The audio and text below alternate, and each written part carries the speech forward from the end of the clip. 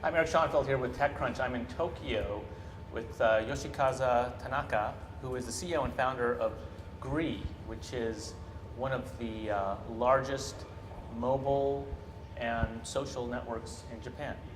So for our audience in the United States and elsewhere in the world, can you tell us just a little bit about the company? When did you found it? What was the original idea?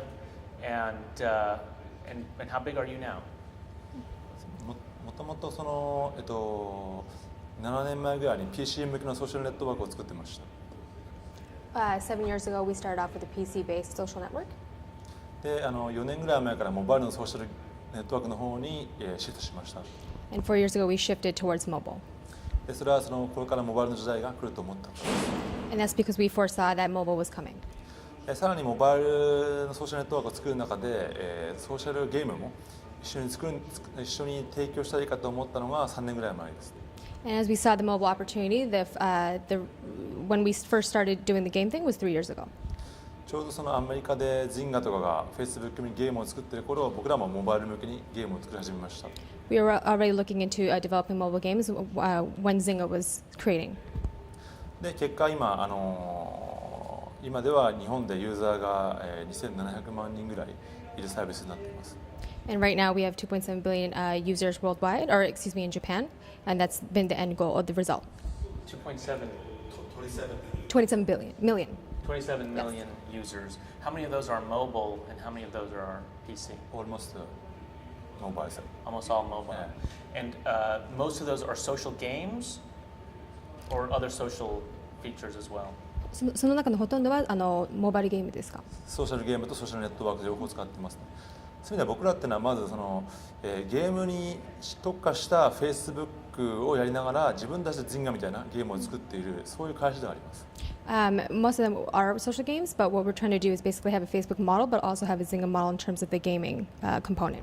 And what have you learned about social games on mobile specifically? Are the best games the ones where you're playing with your friends, or are these standalone games that you can play by yourself on your mobile phone, no matter whether your friends are on there or not? 今までソーシャルモバイルゲームのことで学んできたことの中では、友達と一緒に遊ぶ方がいいか、それとも一人で全部ゲームをやった方がいいかっていう。それも圧倒的にみんなでやるソーシャルゲームのが我々のゲームのほとんど大変ですね。We definitely believe that the ones that you can do with your friends is a lot better and also a lot more challenging. And what's the mix between people who play on feature phones and smartphones? So do you have a lot of people playing on Android or iPhones or touch tablets, or is it still largely a feature phone market?